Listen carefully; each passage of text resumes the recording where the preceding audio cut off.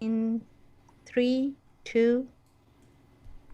Welcome back to Cabomil News and Community Update in English. This is Korey Riggs and Claudia Velo on May 16th. If you're listening to us at 96.3 FM, you can also check us out on Facebook. Facebook Live, we had some bonus material during the break with our last guests from the Zero Waste Alliance. Very incredible initiative. But Claudia, why don't you introduce our next guest, because they're actually proposing somewhat of a solution to what Zero Waste Alliance was talking about. Exactly. And that's why it's so exciting for me to introduce this duo, this dynamic duo of brother and sister, Hugo and Andrea Aguiñaga. They are young, talented people, and they are making swimsuits out of recycled material. Their swimwear company is called Chaac. Everything is done right here in Mexico. So they are living proof that we can start offering solutions and just getting it done. I was saying during the commercial break that seeing initiatives like what you guys are doing just gives me hope for the future. So thank you for that. And welcome. Thank you for being here. Oh, thank you, Claudia. Thank you, Korey, for having us. We're excited to be here. Hey, where are you guys from? We were born in Mexico, but we were raised in the States, and we moved to Cabo 6 years ago. Were you in Mexico City? Yeah. Chilangos who speak American English. That's That's muy peligroso. Wouldn't you say that's very, very dangerous? I think it's really good. And where'd you guys live in the States? We grew up in San Antonio, Texas. Okay. And Texans. Yeah. Chilango Texans. Yeah, Wow. imagine a Chilango wearing boots. Yeah, wow. Who are now cholleros. Wow. Now our cholleros. Starting to become cholleros a little bit. Very good. Well, tell us about what you do. I mean, Claudia gave a great introduction, but give us a little more background and what you're working on. Of course.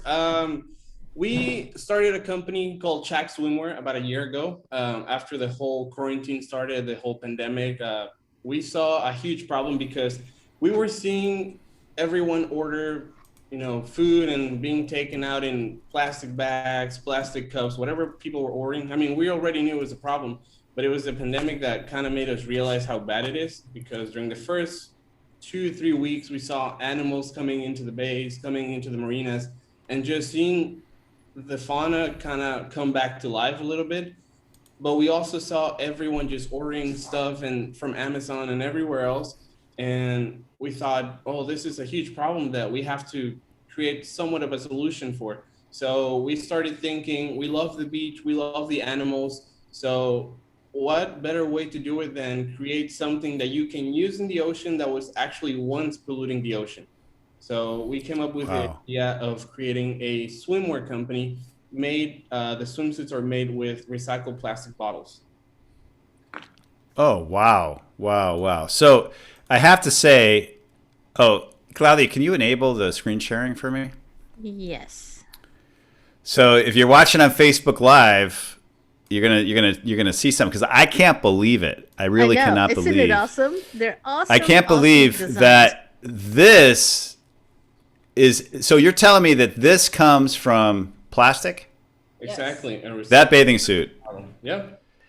Wow. And that's just one bathing suit. There's tons of bathing suits. Yep. Yeah, we started with those 4 models right now. We will be making some for men as well, and eventually create more stuff.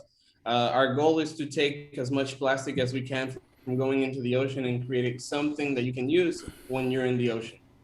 This is amazing. This is amazing. I'm blown away. And are you, so people can just go to your website, which is, what is it, ChaacSwimwear.com? What is it? What's the website? Yeah. Chaac Swimwear. Okay. So we'll make sure people have this information. And you pay, I see you can pay by PayPal. And does this get shipped to your home in Mexico? Yeah, exactly. We ship it. The shipping is free, actually, and it goes right into your home. And actually, one of the important things is we wanted to create the least amount of carbon footprint and also create the worst or the least amount of problems for the environment. So we found these little bags right here that this is what we ship our swimsuits in. Oh, let's show us the bag again, because I took off this. Yep, there we go. Yeah. Yeah. So you actually put this little bag into Oh. the dirt and it will become compost for your plants. No and way. flowers. Yeah. So like I said, when we started, our goal was to create the least amount of problems or anything else. We already have a lot of problems, so we wanted to create solutions, and this was also part of it. And the little bag where the swimsuit actually comes in, it's not made out of plastic, but it is reusable. So you can use this to go to the beach and put everything you need, or you can even take this to the grocery and put your fruits and vegetables in here. So everything, you can give it a second life. Wow. So now I'm already smelling another business here. Why aren't you making those plastic bag or those bags that are compost in bigger quantity? I would buy those. That's what I would use all the time if I had something like that. Maybe eventually we will. Right now, we wanted to do everything right. So we found this company from New Zealand, and they're actually certified in the US. So we wanted to make sure everything was certified. Our fabric is also certified by Global Standard Recycle in the US as well. So like I said, we're starting just little by little, but eventually we want to do the whole process ourselves. It's awesome. Can you tell us a little bit about the designs? Who's your designer? Andrea, is that something you're doing? Yeah, that's what I do mostly. And we wanted to make our bathing suits as unique as possible. So another thing is that all of the prints and designs on the I love Hugo coaching her. Hold on. I think he just went on mute. Yes. Yeah, there you go. Sorry. No, we wanted to make our swimsuits as unique as possible. So all of the prints on them are actually photos taken by Hugo from landscapes here in Cabo. Wow. And- So I'm also the photographer. Plug the photographer. Yeah. I just love the fact that it's like you thought of every single aspect of the business and of the product. Now you just need to make some bathing suits for older people who are not going to wear bikinis. Oh, of course. I mean, our goal is to make one-piece bathing suits as well. We want to be doing some stuff when you go scuba diving as well. So we're not just going to stop at swimsuits. We're going to do a whole other line of clothing as well. Wow. Very cool. How is the fabric? Because I know it's from plastic. Is it breathable? How comfortable is it to wear? Can you talk about that? Really breathable, and once you feel it, you don't really feel a difference between the normal swimsuit and this one. It feels exactly the same. It's really soft and stretchy too. Nice. But like you said, we really put a lot of thought into the whole process. It took us about a year to get the whole thing started. The first idea came on April of last year, and we just finished manufacturing in April of this year. So it was a whole year of just working the whole process, finding the fabric in Mexico, because we could have brought it from China, but then the whole carbon footprint was going to be bringing everything from another country to the US, then to Mexico, and that's not what we wanted to do. So it took us months to find the right person to do it in Mexico. Eventually, our goal is to do it ourselves, do the whole process. But yeah, it was a whole lot of thought put into it. So how old are you guys? I'm 19. I'm 25. Oh my gosh. So I just have to say, Claudia, most people, if you say April of last year, what's the first thing you think of? That's when the pandemic started, right? Exactly. People are complaining, the world is messed up, whatever. These two folks, 19 and 25-year-old, go out and create a whole business that's helping the world. And there's a teaching in that about taking your opportunity when it comes, not letting the external world do anything to you. And I'm so impressed with me too. I'm thrilled. I'm thrilled to see what can be done if you just say, let's do it. And I think, we're in the midst of political campaigns and elections and all this. And all I hear is the old speeches of how we're going to do stuff. And I love the fact that young people are just doing it. They don't talk about it. And here they are in a year with a line of products that are not just beautiful and as a commercial commodity, they're attractive, but they thought throughout the process. They're lowering their carbon footprint. Their packaging is compostable, and you're also donating part of the proceeds to a fund. Can you talk about that, please? Yeah, of course. Yeah, we actually donate a part of every sale. It goes into an organization called Nakawe Project. Nakawe Project was started 7 years ago, in 2013, so almost 8 years ago, by a Spanish person, Regina Domingo. She is a natural conservationist.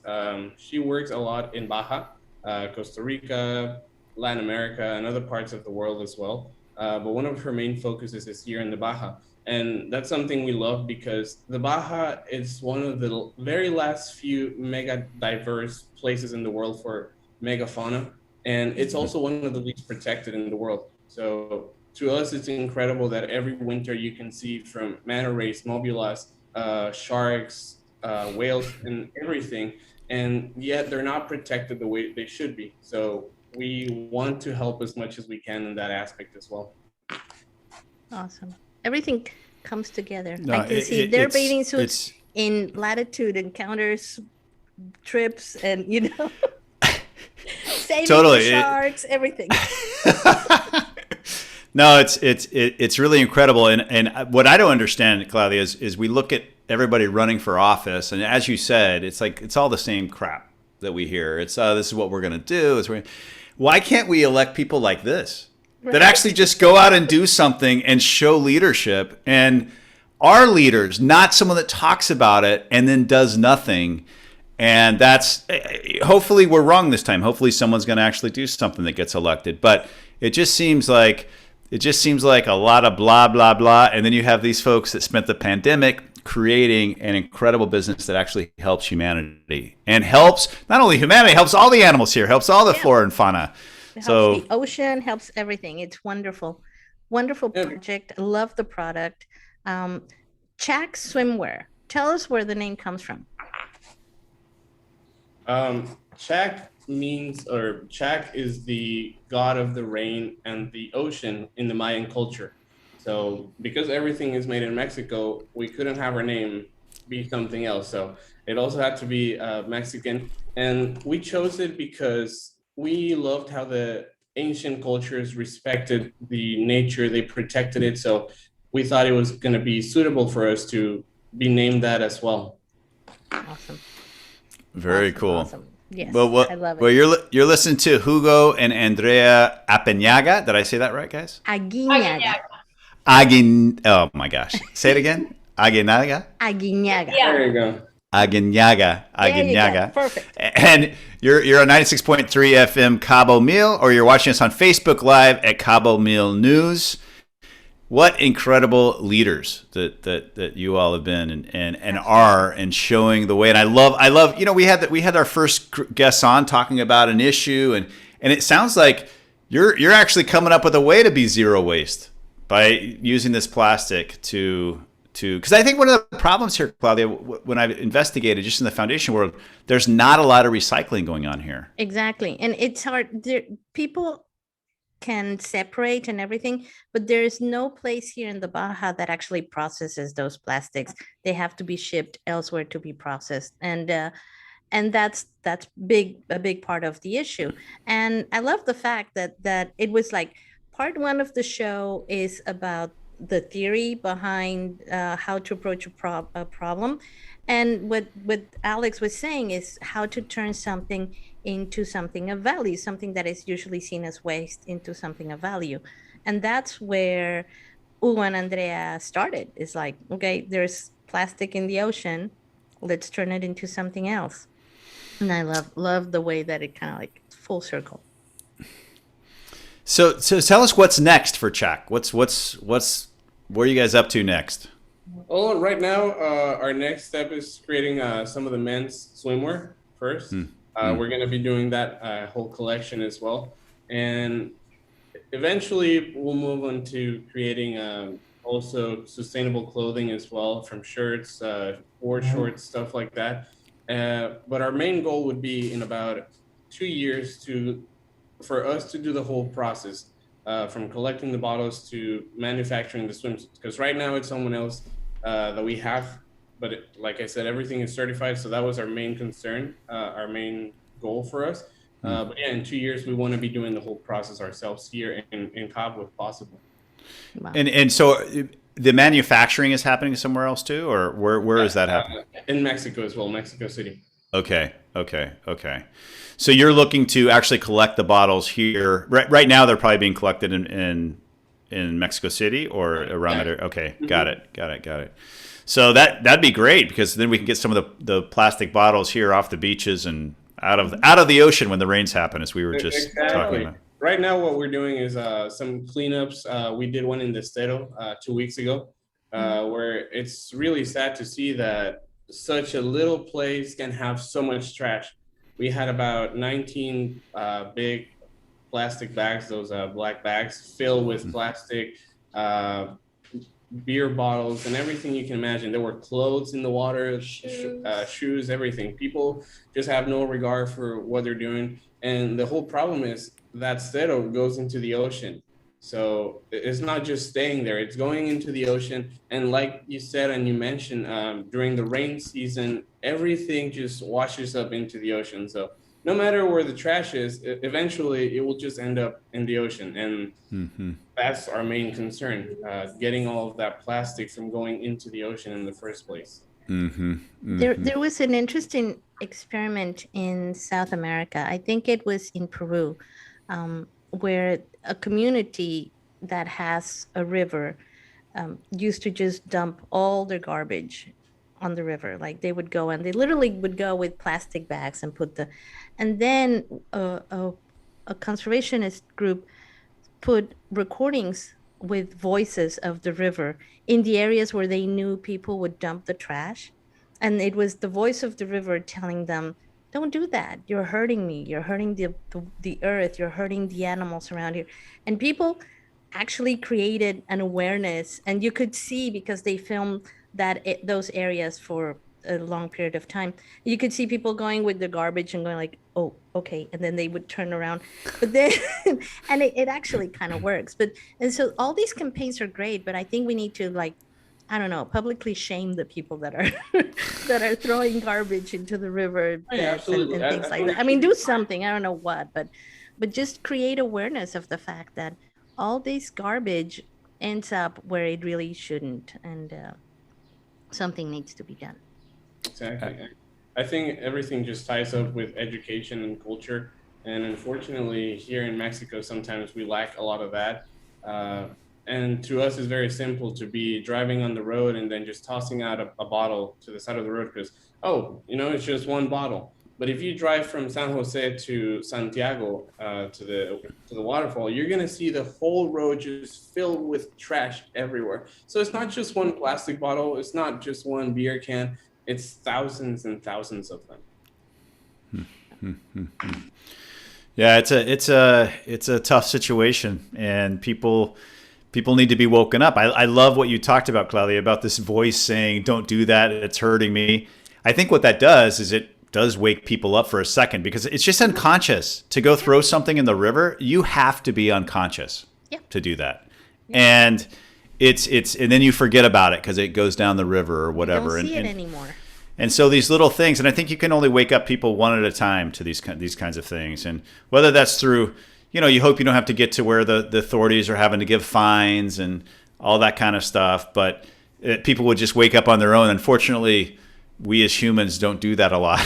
we need incentive to start to wake up. But what an incredible thing that you all are doing. Tell us a little bit more about you, because I'm so interested in where you guys. What do your parents do? What are they? Were they business owners? Or, 'cause I'm so interested in this.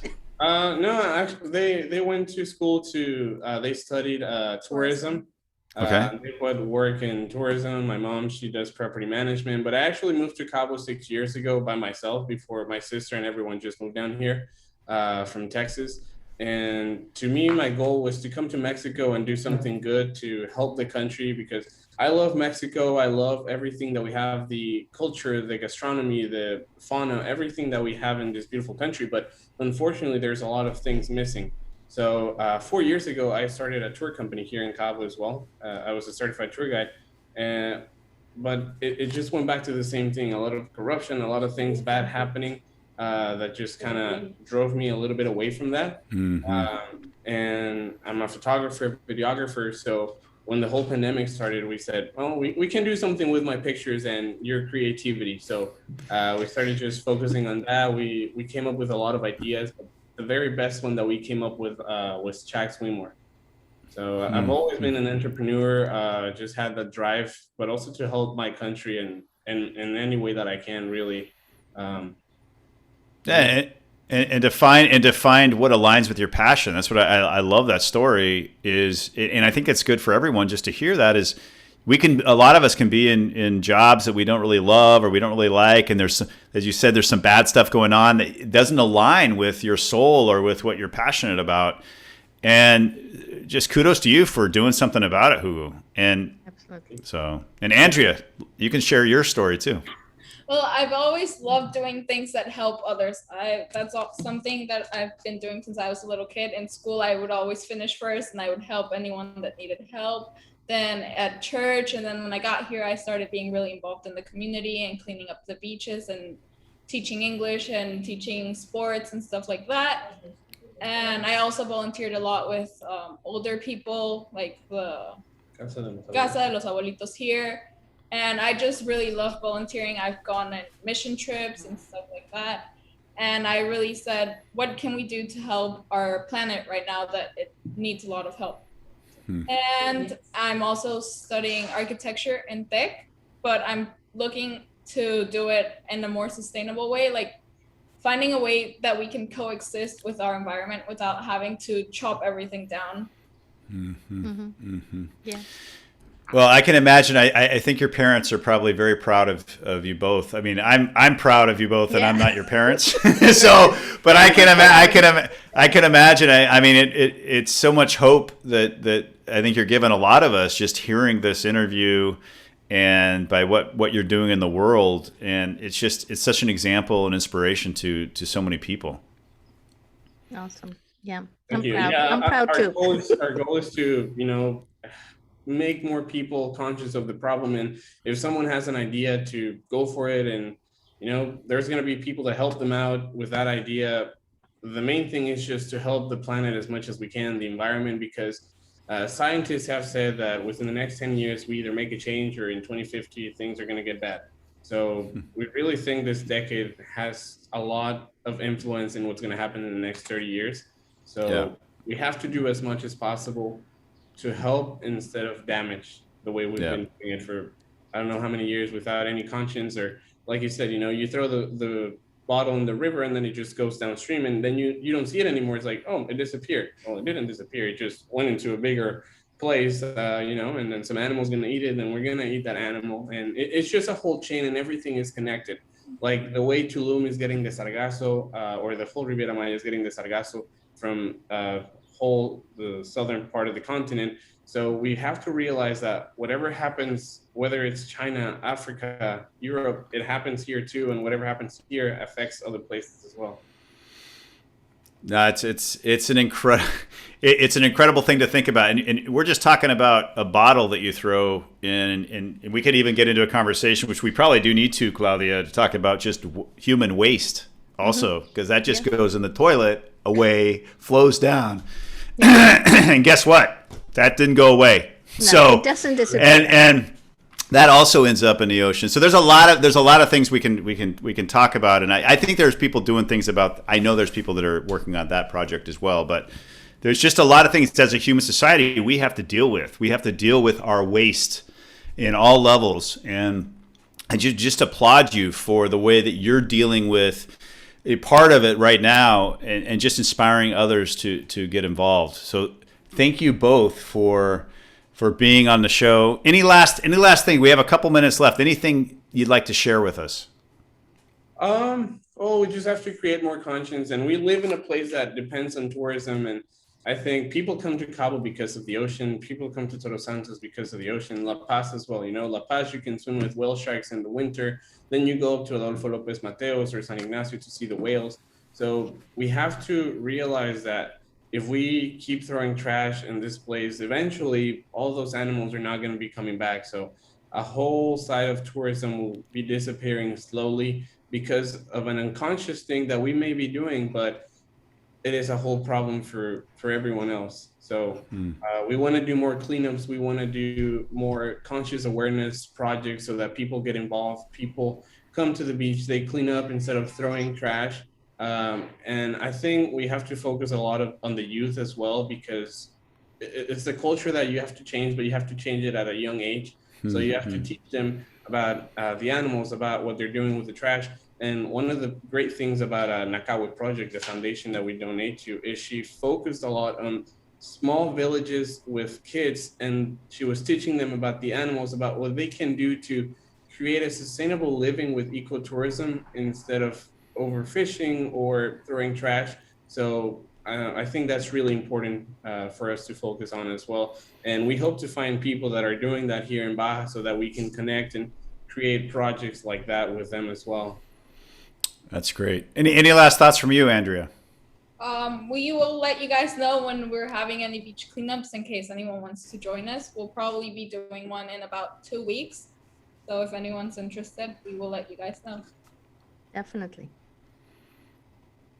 Absolutely. And I have so many ideas about just the plastic bag you showed us. Or I don't know if it's plastic, the compostable. Is it compostable bag, or how do you say that? Compostable bag, yeah. Yeah. So I'm sure there's a lot of good ideas about that as well. But great bathing suits. Really incredible what you're doing in the world. Stick with us over the break. We'll have a little bonus material on Facebook Live. Absolutely. But we're going to take a couple minutes here. We'll be right back. All right.